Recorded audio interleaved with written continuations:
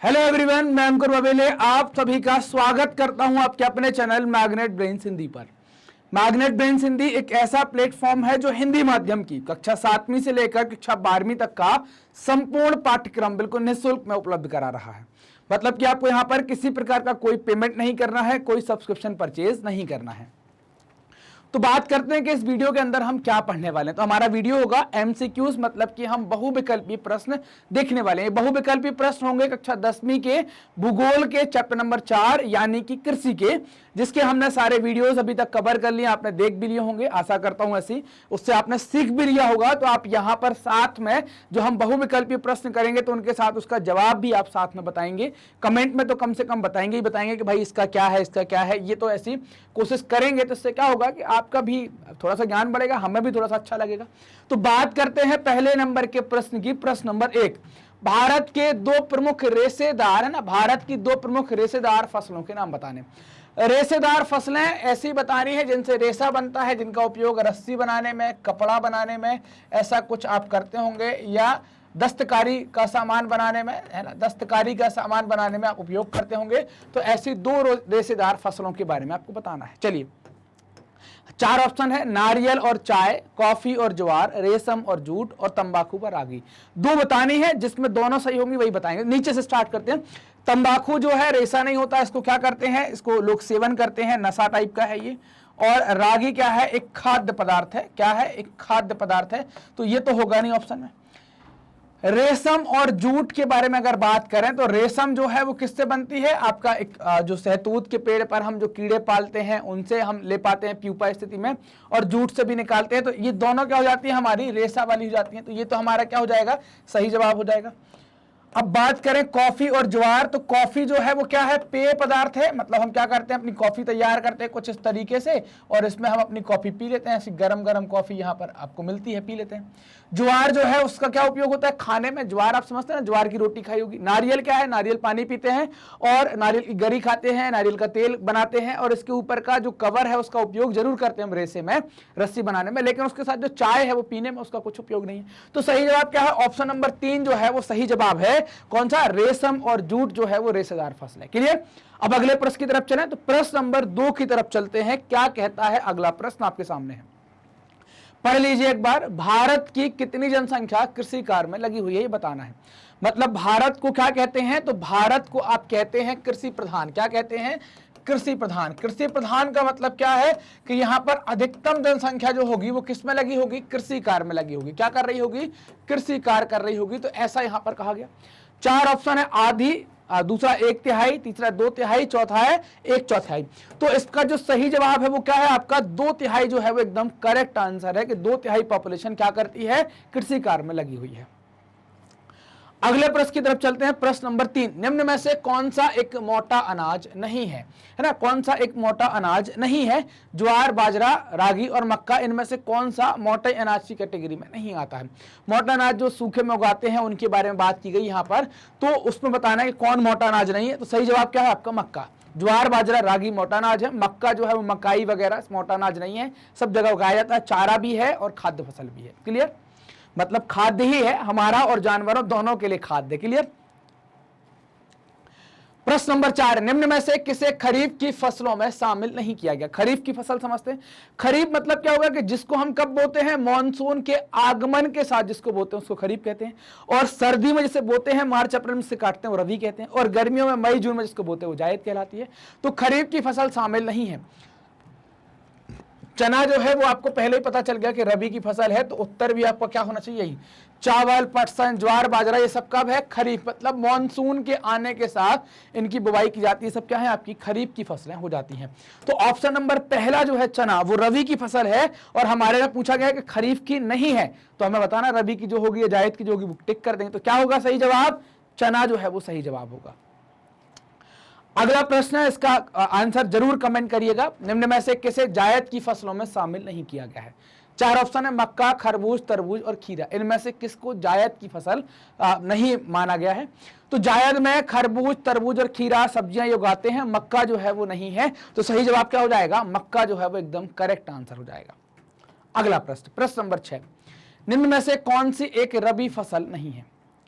अब बताना कि रबी की नहीं है। कपास, गेहूं, जौ, सरसों, कौन सी रबी की नहीं है?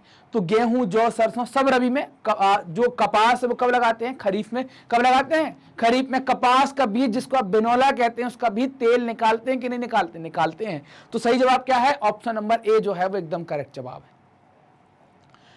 प्रश्न नंबर 7 की तरफ चलते हैं कि निम्न में से कौन सा कृषिगत कच्चे माल पर आधारित उद्योग नहीं है? कृषिगत कच्चे माल का मतलब क्या है? कृषि से जो कच्चा माल आता है उस पर आधारित नहीं। चीनी उद्योग के लिए गन्ना लगता है, जरूरत है। सूती वस्त्र उद्योग के लिए कपास लगता है, यह भी कृषिगत पर आधारित है।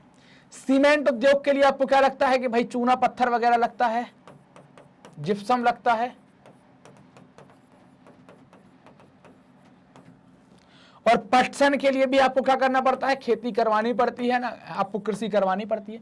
तो ये वाला इन तीनों के लिए आपको कृषि से कच्चे माल की आवश्यकता है। सीमेंट उद्योग के लिए जमीन से चूना पत्थर खोद कर लाएंगे तो काम बन जाएगा। तो सही जवाब क्या लगा दें? लॉक कर दें? तो लॉक कर देते हैं सीमेंट उद्योग को, तो ये लॉक कर दिया, सही जवाब हो गया। अगले प्रश्न की तरफ चलते हैं कि अगला प्रश्न अब क्या होगा यहां पर। तो अगला प्रश्न ये रहा आपके सामने, पढ़ लीजिए एक बार क्या है, पढ़िए आप गौर से, फिर मैं पढ़ता हूं। निम्न में से कौन शस्य ऋतु नहीं है? तो शस्य ऋतु मतलब जिसमें हम फसलों को बोते हैं। तो 3 ऋतुओं के बारे में हमने बात करी थी, कौन कौन सी?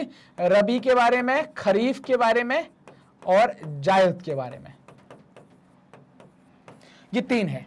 तो रवि, खरीफ और जायद ये शस्य ऋतु हैं। सावन, भादो, कुंवार, कार्तिक ये हिंदी के महीने होते हैं। चैत्र, बैसाख, जेठ, आषाढ़, सावन, भादो, कुंवार, कार्तिक, अगन, पूस, माघ, फागुन। तो ये क्या होते हैं? आपके हिंदी के महीने होते हैं। तो महीनों का नाम दिया गया है सावन, है ना। तो कौन सा सही हो जाएगा? सावन जो है वो शस्य की ऋतु नहीं है। ऋतु में कौन हो गई? रवि, खरीफ, जायद। अगला प्रश्न आपके सामने, प्रश्न नंबर 9। वह रेशेदार फसल जिसे सुनहरा रेशा कहते हैं क्या है? जूट, रेशम, सन और कपास। कपास तो सफेद होती है तो इसको तो नहीं कहेंगे। रेशम को भी नहीं कहते, जूट को कह सकते हैं। तो सही जवाब क्या है आपका? जूट जो है वो क्या होगा? करेक्ट आंसर है कि जूट को क्या कहते हैं? सुनहरा रेशा कहा जाता है। अगला प्रश्न, प्रश्न नंबर 10 ये रहा आपके सामने। एक बार जरा गौर फरमाइए, पढ़ लीजिए अच्छे से कि निम्न में से किस फसल का मूल स्थान भारत को माना गया है? रबड़ का तो नहीं ही है, कॉफी का भी नहीं है, चाय का भी नहीं है, कपास का है। हमने ही कपास दुनिया भर में फैलाई है। तो कपास का मूल स्थान कहां है? भारत में। तो ऑप्शन नंबर डी क्या हो जाएगा? एकदम करेक्ट आंसर हो जाएगा। कपास भारत का भारतीय पौधा है, यही भारत से जगह जगह गया है। तो मूल स्थान इसका कहां हो जाएगा? भारत हो जाएगा। अगला प्रश्न आपके सामने, प्रश्न नंबर 11। निम्न में से कौन सा कर्तन दहन कृषि का उदाहरण नहीं है? कर्तन दहन का मतलब क्या हो गया? स्लैश एंड बर्न, मतलब कि आप क्या कह सकते हैं? झूम खेती कह सकते हैं, या और कुछ आप नाम दे सकते हैं इसको। तो आपको बताना है कि मोपा बिहार के अंदर होता है, पोंडू या पेंडा आंध्र प्रदेश के अंदर है, पामाडाबी कोमान या बरिंगा उड़ीसा में, और झूम नागालैंड, असम, मिजोरम, मेघालय के अंदर। तो इनमें से 4 में से कौन कर्तन दहन कृषि का उदाहरण नहीं है? तो ऑप्शन 4 में सही जवाब क्या हो जाएगा? मोपा जो है वो बिहार के अंदर की जो बात कर रहे हैं वो झूम कृषि का उदाहरण नहीं है ना। मोपा जो है वो झूम कृषि का उदाहरण नहीं है। बाकी सब क्या है? आपके कर्तन दहन या झूम कृषि के उदाहरण होते हैं। अगला प्रश्न आपके सामने, प्रश्न नंबर 12। निम्न में से कौन कॉफी उत्पादन के लिए प्रसिद्ध है? 4 ऑप्शन है। बिंद की पहाड़ियां मध्य प्रदेश में है। तो क्या मध्य प्रदेश में उगाते हैं? नहीं उगाते हैं, तो ये गलत हो जाएगा। महादेव की पहाड़ियां भी मध्य प्रदेश में है। तो मध्य प्रदेश में कॉफी उगाते हैं? नहीं उगाते हैं। नीलगिरी की पहाड़ियां ये कहां है? आपकी केरल के अंदर, तमिलनाडु के अंदर, केरल, कर्नाटक और तमिलनाडु के अंदर। और शिवालिक की पहाड़ियां उत्तर में है, तो इस पर भी कॉफी नहीं उगाते हैं, हिमालय का पार्ट है। तो बचा कौन सा? ऑप्शन नंबर सी, नीलगिरी की पहाड़ियों पर कॉफी उगाई जाती है। यहीं पर सबसे पहली बार कर्नाटक एक राज्य है जहां पर बाबा बुदन की पहाड़ी पर पहला कॉफी का पौधा लगाया गया था। हमारे यहाँ पर ओमान से लाई गई कॉफी को ज्यादा उगाया जाता है। तो नीलगिरी की पहाड़ियां क्या हो जाएंगी? कॉफी उत्पादन के लिए प्रसिद्ध हैं। क्लियर? चलें आगे। अगला प्रश्न है प्रश्न नंबर 13। क्या बताएंगे कि चीन के बाद विश्व का दूसरा सबसे बड़ा चावल उत्पादक देश कौन सा? दूसरा मतलब भारत है। तो बिना सोचे ही लगा देंगे क्या है? भारत है। तो इस करेक्ट हो जाएगा कि दूसरा जो है वो भारत हो जाएगा। तो उसमें सोचना नहीं है कुछ। अगला प्रश्न आपके सामने, प्रश्न नंबर 14, भारत में बाजरे का सर्वाधिक उत्पादन करने वाला राज्य कौन सा है? बाजरा, जिसको सर्वाधिक सूखा बर्दाश्त करने वाली फसल भी कहते हैं, तो ऐसे राज्य पर आप जाएंगे जहां पर वर्षा सबसे कम होती है, राजस्थान, मध्य प्रदेश, उत्तर प्रदेश, बिहार। तो सर्वाधिक बाजरे का उत्पादन होता है राजस्थान के अंतर्गत, क्योंकि बारिश भी वहां पर कम होती है। क्लियर? तो आंसर क्या हो गया? राजस्थान। अगला प्रश्न आपके सामने, प्रश्न नंबर 15, भारत की प्रमुख खाद्यान्न फसलें हैं। गेहूं, चावल, ज्वार, बाजरा, चाय, कॉफी, रागी, सरसों। चलिए अब एक एक करके बात कर लेते हैं। अगर रागी सरसों की बात करें तो खाद्यान्न में ये खाद्यान्न नहीं है, ये क्या है? तिलहन वाली फसल है। और ये प्रमुख नहीं है क्योंकि ये सब जगह नहीं होती है, कुछ विशेष राज्यों में होती है, कम राज्यों में होती है, तो इस कारण से ये नहीं है। चाय, कॉफी ये खाद्यान्न नहीं है, ये पेय है। ज्वार, बाजरा पूरे देश का पेट नहीं भरता। गेहूं, चावल जो है वो प्रमुख खाद्यान्न फसल है, तो ऑप्शन नंबर क्या सही हो जाएगा? चावल जो है वो भारत की सबसे बड़ी खाद्यान्न फसल है और दूसरे नंबर पर क्या है? गेहूं है। तो सही आंसर क्या हो जाएगा? ऑप्शन नंबर ए, गेहूं और चावल। समझ में आई बात? आगे बढ़े। प्रश्न नंबर 16, निम्न में से भारत की प्रमुख पेय फसल, अभी तो बताया पेय, नारियल, तंबाकू, बोले ये नहीं ऐसी पेय नहीं, मतलब चाय है, लिक्विड तैयार करके पीते। सरसों, सोयाबीन तेल पीते हैं क्या? नहीं पीते हैं। कोल्ड ड्रिंक्स और कोक फसल है क्या? ये चाय और कॉफी, ये प्रमुख फसलें हैं हमारी। तो क्या हो जाएगा? चाय और कॉफी जो है वो हमारी प्रमुख पेय फसलें हो जाती है। क्लियर? अगले प्रश्न की तरफ बढ़ते हैं। अगला प्रश्न, प्रश्न नंबर 17 आपके सामने है, कौन सी भारत की महत्वपूर्ण रोपण की फसल नहीं है, जिसको रोप करने लगाते? अंगूर, रबड़, चाय और कॉफी, कौन सी रोपण की महत्वपूर्ण फसल नहीं है? अंगूर, रबड़, चाय और कॉफी, इनमें से आपको एक बताना है। तो सही जवाब जो है वो अंगूर है। अंगूर रोपण की फसल नहीं है, इसका क्या है? बागान तैयार करते हैं हम। रोपण की फसलें रबड़, चाय, कॉफी इनको करते हैं। अंगूर बहुत महत्वपूर्ण नहीं है, ये बड़े स्तर पर होती। क्लियर? अगला प्रश्न आपके सामने, प्रश्न नंबर 18, भारत में मानसून के आगमन के साथ बोई जाने वाली फसल है। खरीफ, जायद, रबी और झूम, इनमें से आपको बतानी है कि भाई मानसून के आगमन के साथ किसको बोते? तो झूम तो कृषि का एक प्रकार है, तो कट जाएगी। झूम तो रबी में भी करेंगे, खरीफ में भी करेंगे, जायद में भी आप कर सकते हैं। अब बचे 3, तो खरीफ, जायद और रबी। रबी जो है वो ठंडी में बोते हैं और जैसे ही धूप खिलती है काटते हैं। जायद रबी और खरीफ के बीच का, तो मानसून के आगमन के साथ जो है वो कौन सी है? खरीफ वाली फसल जो है वो मानसून के आगमन के साथ उगाते हैं। तो सही जवाब क्या हो जाएगा? ऑप्शन नंबर ए जो है वो करेक्ट आंसर हो जाएगा। अगला प्रश्न है प्रश्न नंबर 19, खरीफ और रबी दोनों में बोई जाने वाली तिलहन फसल है। मूंगफली, सोयाबीन, अलसी और अरंडी। अरंडी इसको कैस्टर्ड भी कहते हैं, ये रबी और खरीफ दोनों में बोई जाती है, तो ये दोनों की फसल हो जाती है। क्लियर? अगला प्रश्न है प्रश्न नंबर 20, निम्न में से कौन सी वाणिज्यिक फसल नहीं है? बाजरा बिल्कुल नहीं है वाणिज्यिक। चाय, रबड़ और कॉफी ये तो वाणिज्यिक है ना, इनको क्या कहते हैं? ये तो वाणिज्यिक है। तो मतलब क्या हो जाएगा सही जवाब हमारा? तो बाजरा हो जाएगा, क्योंकि ये वाणिज्यिक फसल नहीं है ना, वाणिज्यिक नहीं है और वही पूछा गया है। तो सही जवाब क्या हो जाएगा? ऑप्शन नंबर ए जो है वो एकदम करेक्ट आंसर हो जाएगा, बाजरा। अगला प्रश्न है प्रश्न नंबर 21, निम्न में से कौन सा युग्म सही नहीं है? आम असम और मिजोरम के अंदर होता है, अंगूर महाराष्ट्र और आंध्र प्रदेश के अंदर, अनानास मेघालय के अंदर, लीची उत्तर प्रदेश और बिहार के अंदर। ये सही है, ये सही है, ये सही है। आम तो महाराष्ट्र और उत्तर प्रदेश में फेमस है ना, तो सही जवाब क्या हो जाएगा? पहला नंबर का ऑप्शन जो है वो एकदम करेक्ट हो जाएगा। अगला प्रश्न प्रश्न नंबर 22 आपके सामने कि भूदान ग्रामदान आंदोलन को किस अन्य नाम से जाना जाता है? तो भूदान ग्रामदान आंदोलन जो है वो किसके द्वारा चलाया गया है? तो आप ये समझ लीजिए कि आचार्य विनोबा भावे के द्वारा चलाया गया है। किसने चलाया है? विनोबा भावे के द्वारा चलाया गया है। ये कौन है? तो गांधी जी के आध्यात्मिक है ना, कौन है? गांधी जी के आध्यात्मिक उत्तराधिकारी हैं। क्या है? गांधी जी के आध्यात्मिक उत्तराधिकारी हैं।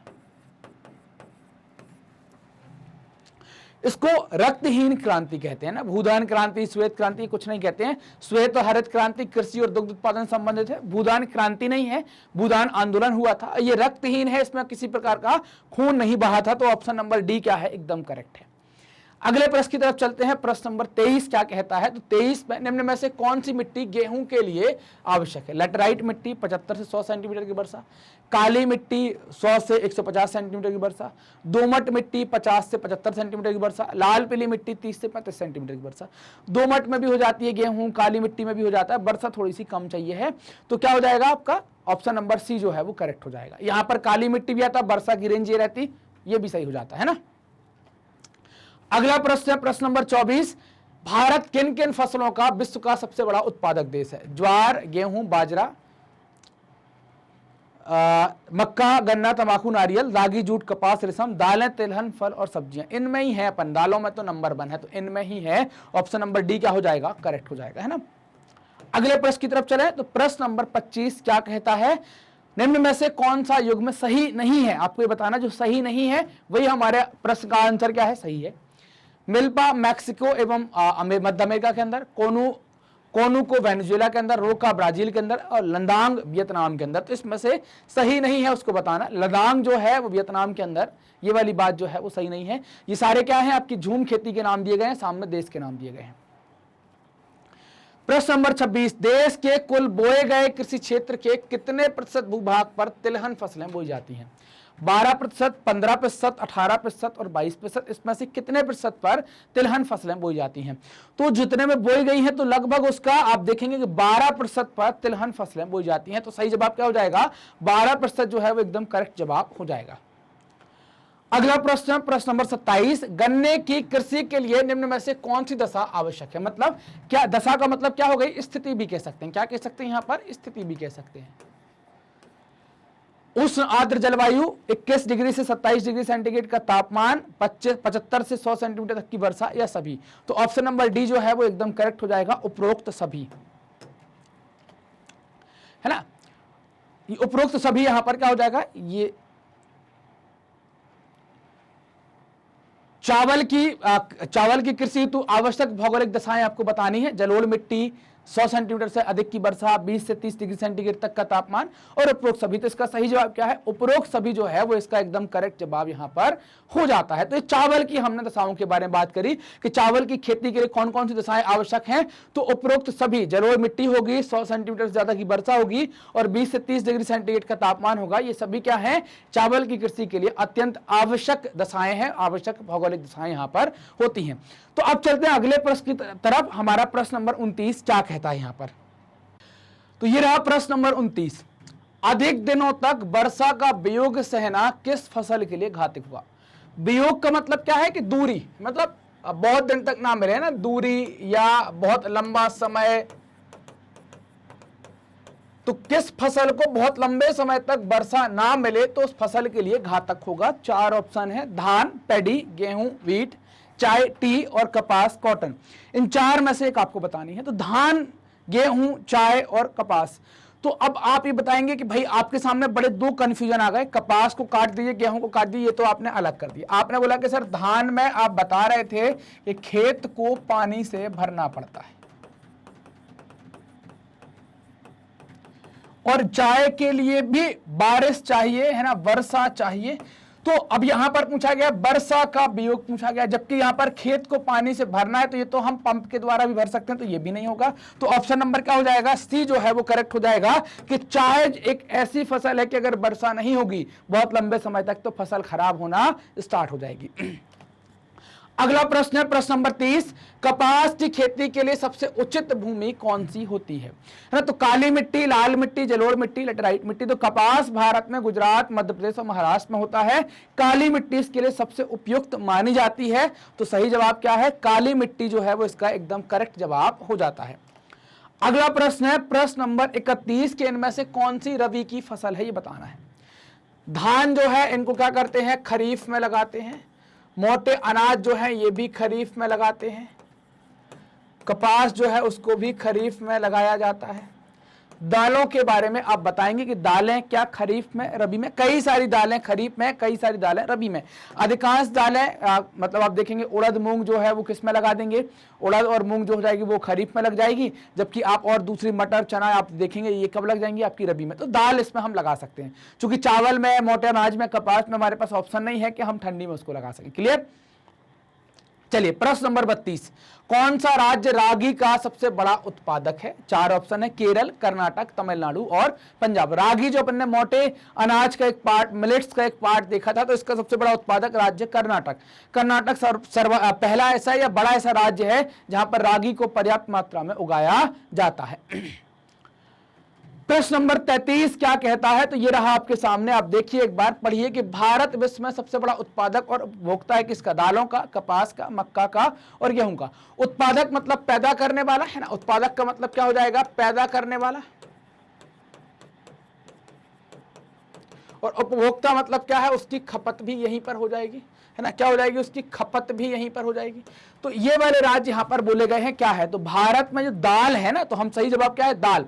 दाल का उत्पादन में भारत नंबर 1 है और इसके कंजप्शन में भी, मतलब इसकी खपत में भी, इसको उपभोग करने में भी भारत क्या है, नंबर 1 है। चूंकि दाल में प्रोटीन होता है जो शाकाहारियों के लिए अच्छा होता है कि नहीं होता है। चलिए अगला प्रश्न है, प्रश्न नंबर 34 क्या कहता है, भारत में गन्ने का सबसे बड़ा उत्पादक राज्य आपको बताना है। शुगर केन जो लगभग साल भर की फसल होती है, मध्य प्रदेश, उत्तर प्रदेश, गुजरात और राजस्थान, ये तो होंगे ही नहीं।